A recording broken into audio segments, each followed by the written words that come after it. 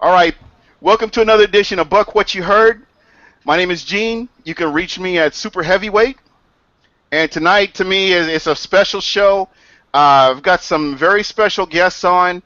And guys, thank you for being on the show. I have Michael and I have Mark. I'm going to start out with Mark. If you would please introduce yourself and tell everybody about your podcast, and we'll get the show kicked off. Yeah, I'm Mark Ramirez. I write at realbuckstock.com. You can hit us up at realbuckstock on Twitter or on Facebook as well, realbuckstock. And we're just pretty much both huge Tampa fans, been Buccaneer fans since pretty much birth. All the Bucks, literally, we think of ourselves as educated fans. All of them, literally, if they win or lose, it decides our week, pretty much. So if it's a win, my week's on cloud nine. If they lose, I'm in hell. It's that. But literally, we just feel what we think about the Bucks should do and what they shouldn't do, and we run with that. So we're just two Buck fans. That's why we run the Bucks off. Yeah. Hey, Michael. and before I go any further, tell everybody about your website. I'm real hyped on it. I like it. I see a lot of good things on it, and just tell everybody about that, and then we'll pass it over to Mike. No, the site is literally all pretty much our opinion on how the Bucks should run their team. Is how Jason Licht's pushing it towards a better, more competitive team. Like we believe truly in what Jason Licht's doing, like 100%, and we believe the movement of the Bucks isn't going the right direction. It's going up. It's not. They're always not heading down, and we're behind the movement of trying to get more fans to believe in that, not just to think we're the down of the league. We're on the way up. So we want to push that movement to get more fans in the seats, not have everyone else of another team rooting for the team. Now we want Bucks fans out there, real Bucks fans. All right. And Mike, tell everybody how they can get a hold of you guys on Twitter, and tell everybody about yourself. Yeah, I'm Michael Plus. Same as Mark, I'm a diehard Bucks fan, former season ticket holder. I just have a passion for the Bucks, and yeah, you can follow us on Twitter at RealBucksTalk. That's one word. Or you can like us on Facebook. Same thing at RealBucksTalk. It's a great site, and this is just the beginning. We're getting started here.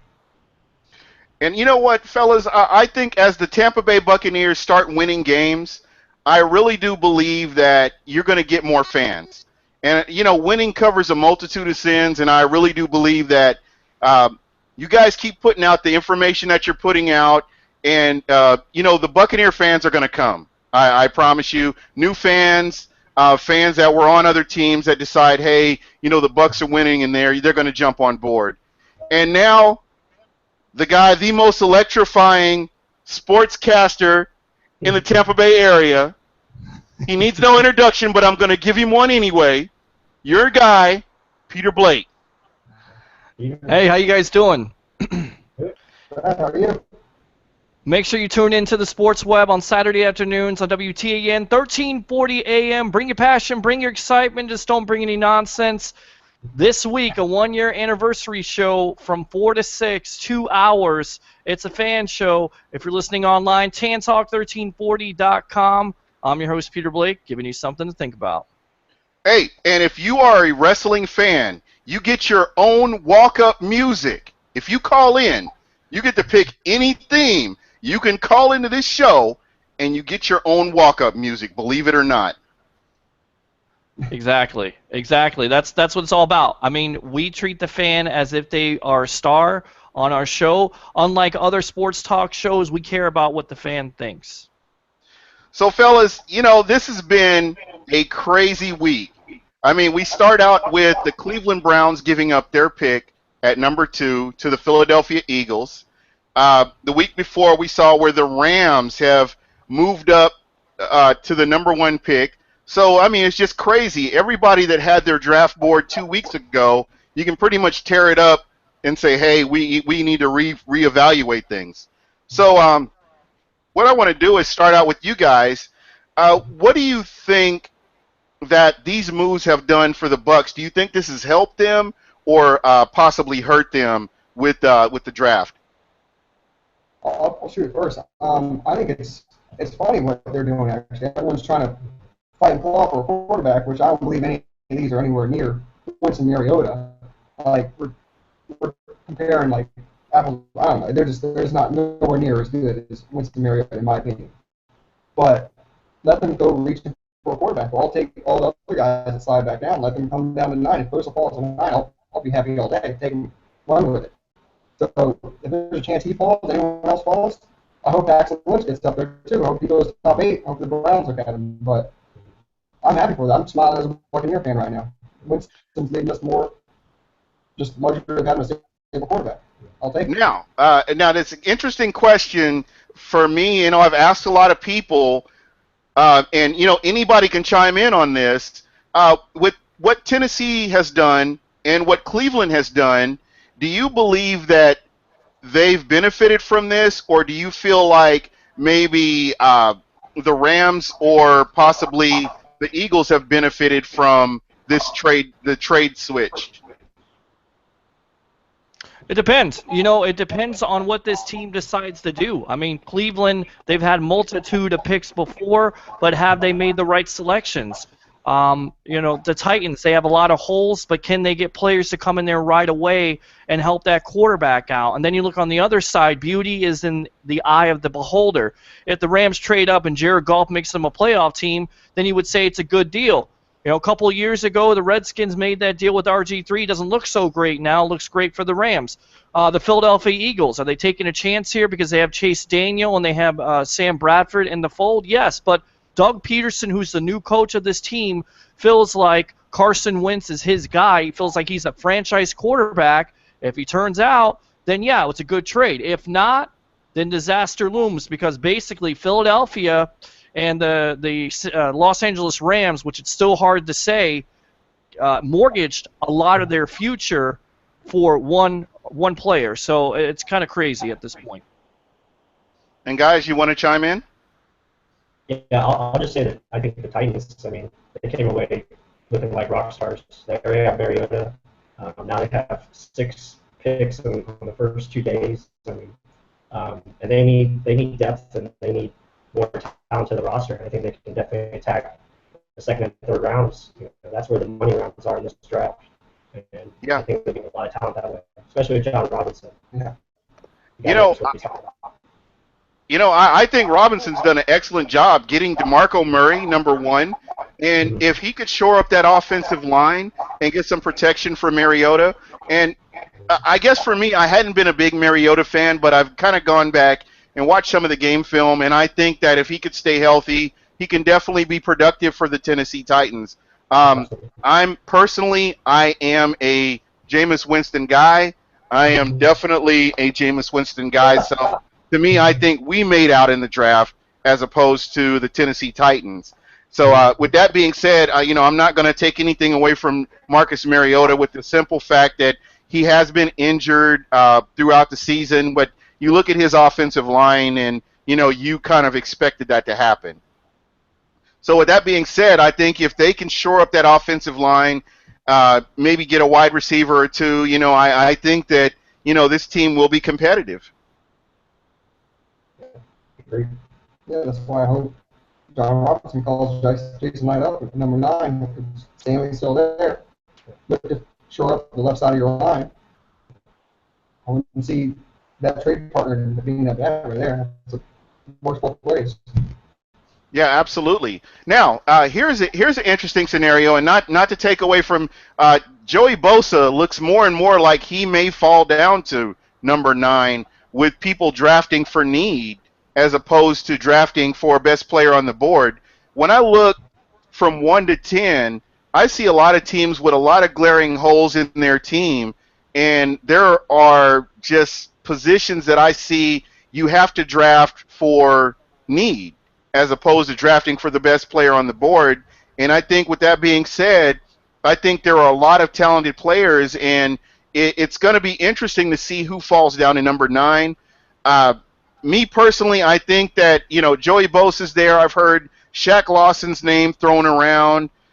There are, a couple of other players I've heard, possibly an offensive lineman. And then again, I've heard people talking about trading down with the Tennessee Titans, switching places and possibly getting some more draft picks around the way. And so I'm really interested to hear what all three of you have to say about that. I'm going to start with Mark, and then Mike, and then I'm going to go to Pete.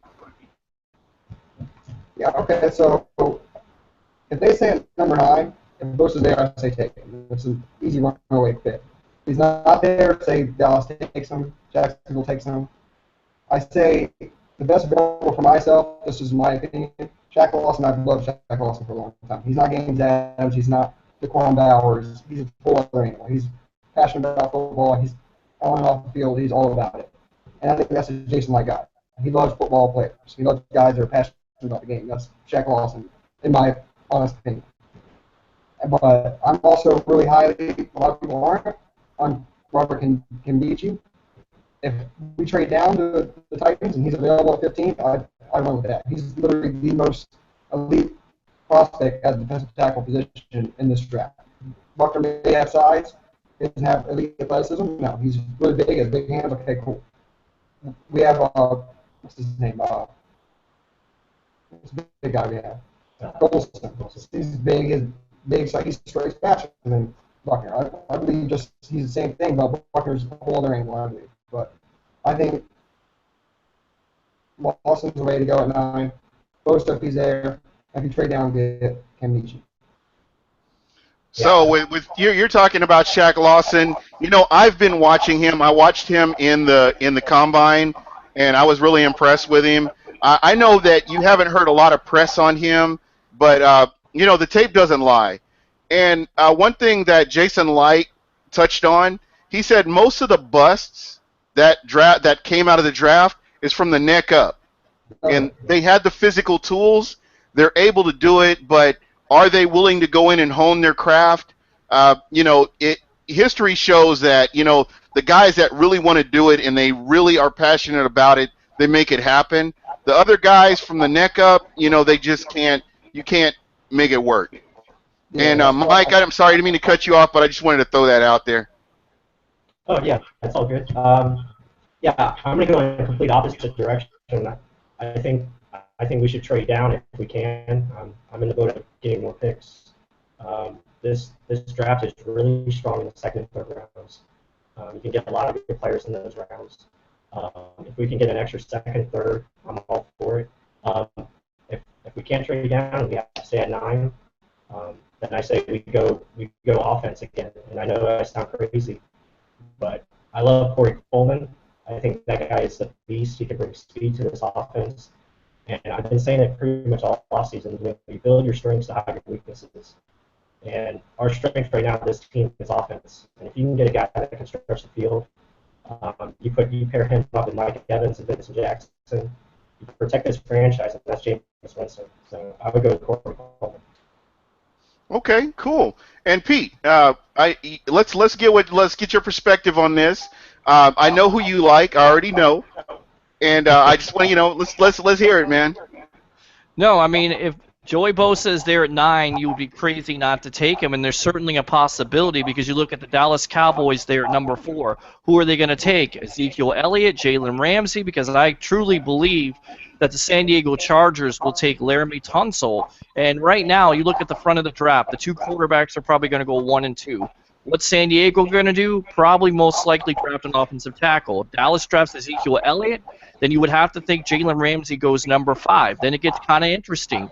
What does Baltimore do? They need a defensive end. Is it DeForest Buckner? Is it Joey Bosa? Or is it an offensive lineman? And if it is an offensive lineman, does DeForest Buckner drop to the Buccaneers? Does Joey Bosa drop to the Buccaneers? So right now, I know what you're saying about trading out and getting picks, but you also have to have a willing participant. And let's say Ronnie Stanley is off the board at that point, then why would Tennessee trade up to 9? Now, if Ronnie Stanley's on the board, I don't expect the Buccaneers to take him. I do not expect that. I think Mel Kiper and Todd McShay are crazy because the Buccaneers have needs on the defensive side of the ball. Let's address those needs. So if there is a Ronnie Stanley on the board, then Tennessee or another team may call up, or another team may call up for a quarterback, say like a Paxton Lynch. So the Buccaneers would have to listen. But throughout this whole draft process, it's been Vernon Hargreaves, Vernon Hargreaves, Vernon Hargreaves. I don't necessarily think it's going to be Vernon Hargreaves. I think it could be Shaq Lawson, like you guys say, DeForest Buckner, or Joey Bosa. If the Buccaneers get an opportunity to get the best defensive end in the draft, in my opinion, Joey Bosa is the best defensive end in this draft, bar none. You go, you run to that podium, you turn in that card, and you make him the 9th pick. And what a coup for the Tampa Bay Buccaneers, because you get Robert Ayers in free agency, you get Brent Grimes, and you add to that already collection of defensive ends on that line, on that rotation with Joey Bosa.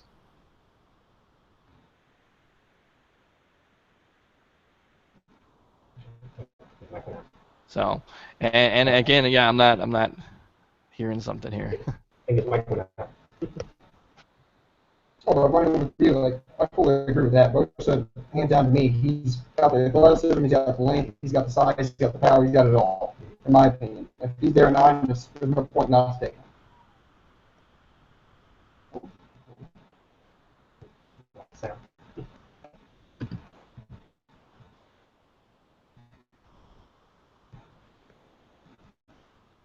Yeah, I think we got some audio difficulties here. But I think you were talking about Robert Nabadachi, or the defensive tackle. Yeah. That's a question mark there. Do you draft him? I don't think you draft him at 9, but is there the possibility if the Buccaneers trade out of that spot at maybe 15 or later on, would you take a look at him? Kid seems like a beast. The only problem with him is the guy falls out of a window before a bowl game, so I don't necessarily think his judgment is all there. You know, that's my problem. People talk about Bosa who refused to take a drug test. Well, you know, that was before the season opening game in college football. Spence, he's cleaned up his act. It seems like he may go in the second round, so that may be somebody the Buccaneers look at. But this defensive tackle is a beast. And look, if the Buccaneers truly want to go into this draft and not draft a defensive end, maybe go in the second round, draft a Hargreaves at 9, or draft a defensive tackle, say a Namaducci or a Sheldon Rankins or somebody of that sort, that would be interesting because you can put him by McCoy. You funnel in, you kind of like the Carolina Panthers, and it's a possibility, guys, and I'll tell you why. Because the Jacksonville Jaguars in 2007, 2008, when Mike Smith was running that defense, he had 2 big defensive tackles, John Henderson and Marcus Stroud. So that's something to think about. Who were their edge pass rushers? I'm not really sure, but I knew those defensive tackles. So don't rule out the possibility of Sheldon Rankins or a defensive tackle, maybe at that 9 spot. It's definitely interesting. Yeah, absolutely. Yeah, I fully agree. Like, defensive tackles, like, you don't find much more rare than Kimbichi. Like, he's got the whole package. Yes, his head on straight, the head above the neck. Is it on there? You don't know, but obviously Light has to know. He did his homework on Jameis Winston. How much of a train wreck can you find with Jameis Winston? Oh, there's all these allegations of stuff going on. He's supposedly guilty, but he's not guilty. He's innocent. You don't know, but it obviously worked. His head's on straight. He's addicted to football. That's what you want in a football player. Now, can be the same way? We don't know, but Light's got on record saying whoever's come in for a visit, he approves of all the way. And both Kimbichi and Will Spence have come in for visits. And we've both written about how Kimbichi and Spence could be available for Bucs at 15 if we do trade back. I wouldn't take Kimbichi at 9. But at 15, I would take him all day. Like, he's the most elite player at that position at that pick. And if Spence is available, you come away with a defensive tackle at 15, and then second round, you're taking Spence. You got both the answers right there. Bucs come away smiling and laughing at the rest of the NFL. Yeah, no, it's definitely a possibility to draft Spence in the second round and maybe go for a defensive tackle in the first, because the draft has so many defensive tackles, has so many defensive ends. I think edge pass rusher, there's a couple players in this draft you look at. The other guys, they're just guys at this point, and the Buccaneers really need to address that position. And people talk about Miles Jack. You know, Miles Jack to me in this defense is a strong side linebacker. So basically he's going to be a 2-down player. Okay, unless you're going to rush him from the edge on third downs, then that's something different. But there's too many medical red flags with Mr. Jack for me to draft him. I want to know what you guys think about that. I mean, we love Miles Jack.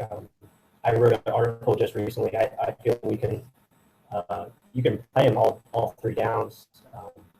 What we could do on third down is you could just take off a defensive lineman. You could play a 3-3-5. Right. Pretty much bring in a nickel. You can have Jack and Alexander rush the quarterback. You can do a lot of different things just because of Jack's ability to cover the slot. He's still athletic. I just think he's one of those rare players. I don't think the knee is an issue. I think that's a lot of media type. Someone's trying to get him to fall pretty much. So it could be Jason Light.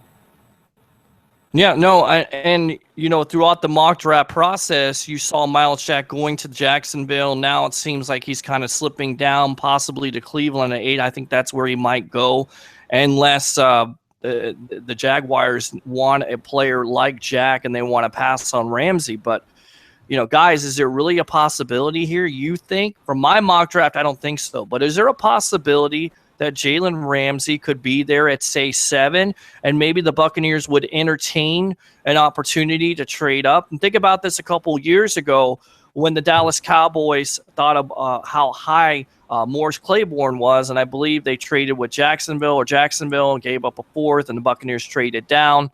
Go ahead and talk about that a little bit with Jalen Ramsey.